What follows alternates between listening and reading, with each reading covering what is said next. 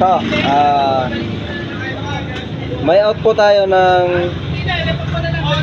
Riwal pangalan. Power siya, power. Pwede siyang pang mid high.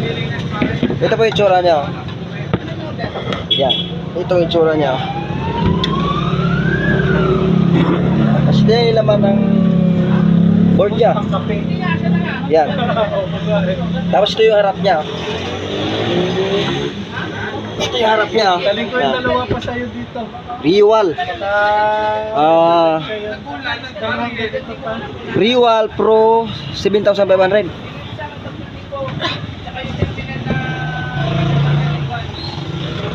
Ang damage daw nito, uusok yung resistor, nakabit na daw ni boss. Si boss gumagawa kasi wala ako eh.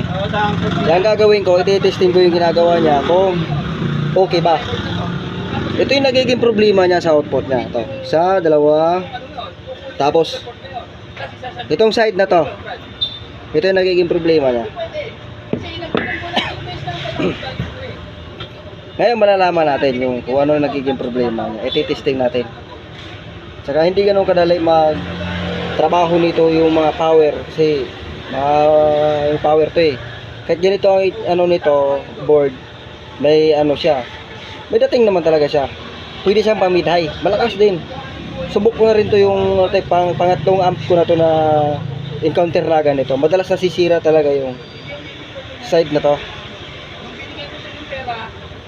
Kaya titesting natin.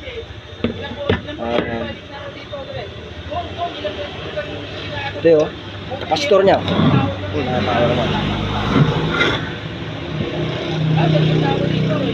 I-update natin. Salamat.